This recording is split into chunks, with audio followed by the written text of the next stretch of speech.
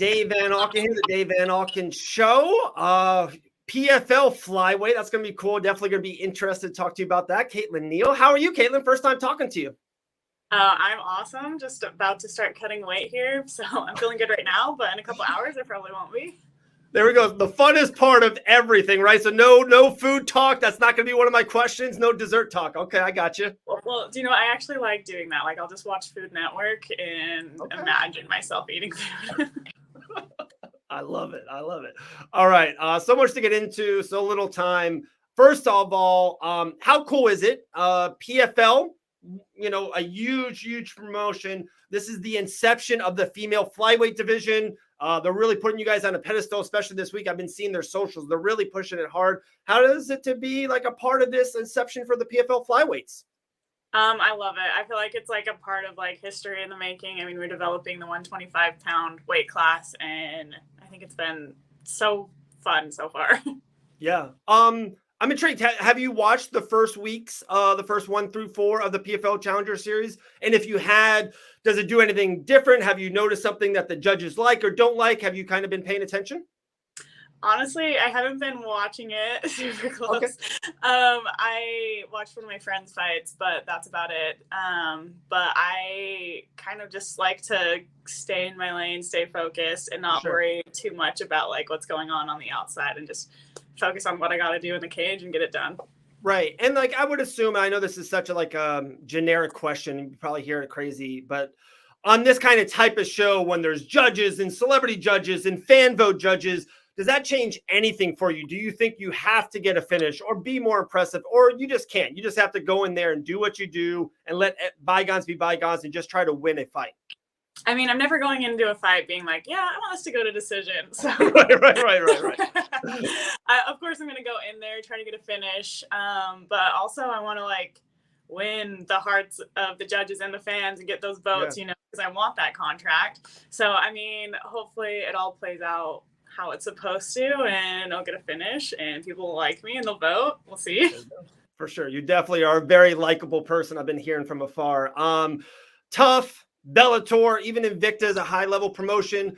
Are you ready? Are you ready like in life? Like, okay, guys, I'm done flirting. I'm done dating. I want to be with a major promotion, 6-year run, multiple fight contract. Are you ready to, establish yourself in one major promotion?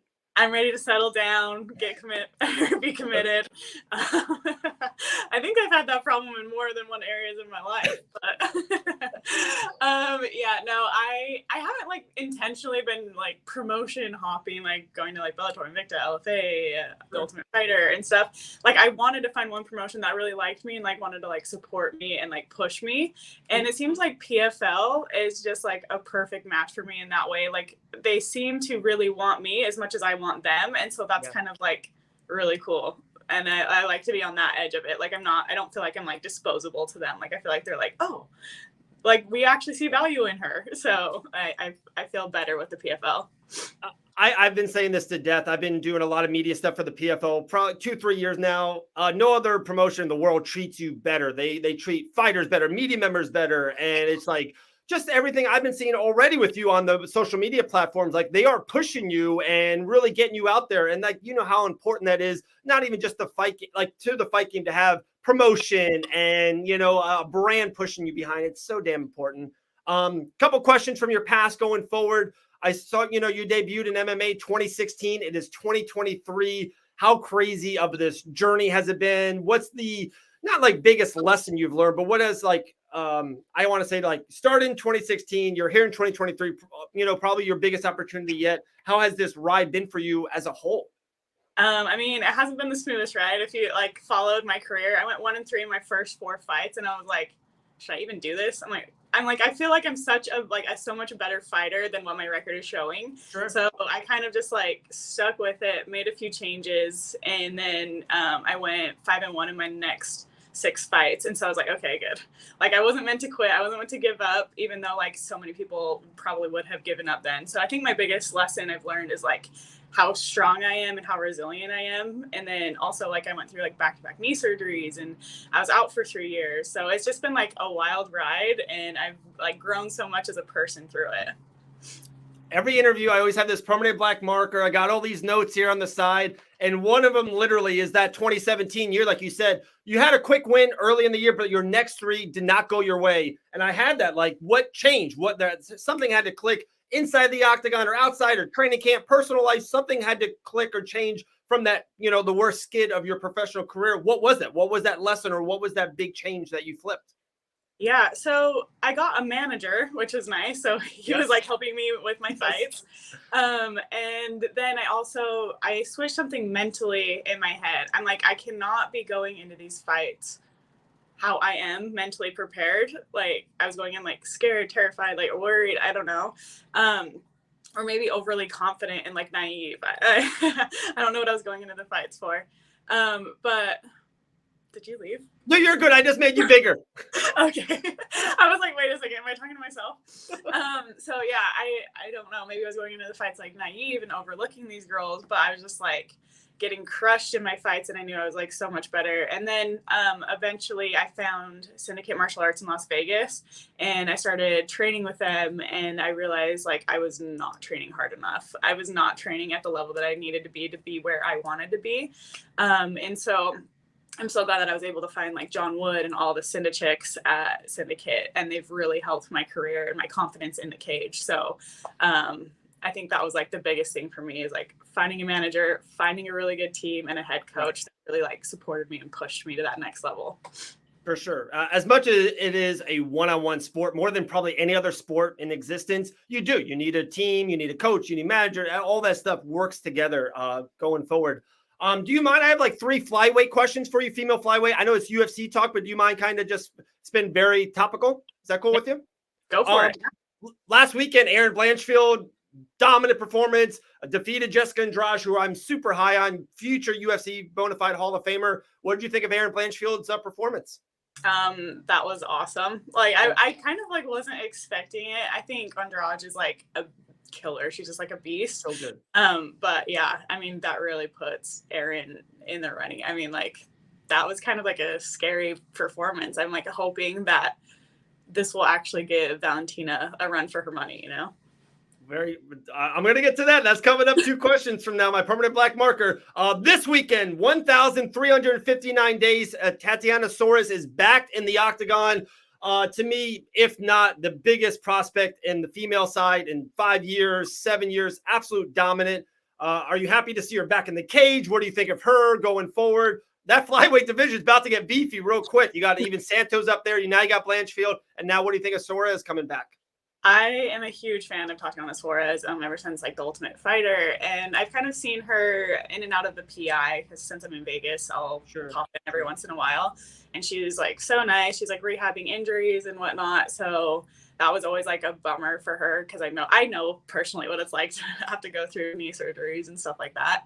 But I am like really excited for her to get back in the cage and see what she can do, because she is just a killer in there and she's very dominant. And so I think, I'm just like way excited for her. Likewise. You already mentioned her name. 2 weeks from now, the UFC Flyweight Female Championship, Valentina Shevchenko, Alexandra Grasso. Seems like everyone is overlooking Grasso for sure right now, especially with the influx of Erin and Santos. They're all kind of saying what's next. And even with Tatiana fighting, do you think Grasso has a shot? Do you think it's Valentina's fight for sure? She is definitely, if not the best female fighter on this planet. What do you think of that fight coming up in 2 weeks? I think Amanda Nunes is the best female. Okay. I love that. I don't disagree with that. Don't disagree. Amanda's my girl. But so I think Grasso, it's MMA. Anything can happen at any time. Sure. You never know. You can never count someone out. And if Valentina overlooks her, there's very much like a chance that she can take it from her. However, I just don't see that happening. If Valentina shows up on her A game, she destroys Grasso. And then hopefully Erin fights her for the title. There you go. All right. 5 fun questions. Nothing to do with MMA. Just people to know Kaytlin more. You ready? All right. First one. What's your all-time favorite movie? All-time favorite movie? Oh gosh. So a funny fact about me is I don't watch movies more than once. So okay. I'm gonna have to say like probably Hot Rod. I've watched that maybe the most. Andy Samberg, Hot Rod. Yep. Oh, So good. So good. Okay. I can deal with that. I can deal with that. If you could live anywhere in the world, where would you live? Oh, Utah. The more I travel around, the more Utah's home to me, which I like growing up. I'm like, I want to get out of here. This is the worst. But the more I travel around, the more I'm like, I love it. Right, right. Do you have a hidden talent or skill? Hidden talent or skill? I I'm a great online shopper. I don't know. If you get something found and purchased online, I will find it. That Amazon app, it's good. I get it for sure. What was your first job outside of MMA? My first job ever was like 15 years old. I was working at a car wash because my friend found out that we could work at 15 years old, and we were like, sweet. So we signed up for the summer, made a bunch of money. Like, it was a lot of money for us. Then, like, I think we just bought food and like clothes at the mall with it. I was just going to say, my first job, like literally my first check, I literally went to 7-Eleven, just bought like $123 worth of candy. Like, that's what you did as a kid when you got your first job. So I'm with you. Last question for you, Kaytlin. If you can have dinner with two people, dead or alive, who do you go to eat with? That is a great... No pressure. No worries. Oh, no. This is a really put on the spot. Dead or alive? I'm trying to think of who I'm going to have to go with Zac Efron. And that's a good one. Let's see, who else? I don't know. There's no one I really like and thinking about. all your other girlfriends are gonna be so upset. They're like, "What? Not me with Zac Efron? Come on." Yeah, like a training partner. But no. Okay, so hey, you want a one-on-one dinner with Zac? Yeah. Everyone else is out. Sorry. That makes sense. Awesome, Kaytlin. I cannot wait. I will be there personally Friday night, Orlando, Florida, PFL Challenger Series, Week 5. Kaytlin, best of skill to you. I'll talk to you soon. All right. All right. Thank you. Awesome. Have a good day.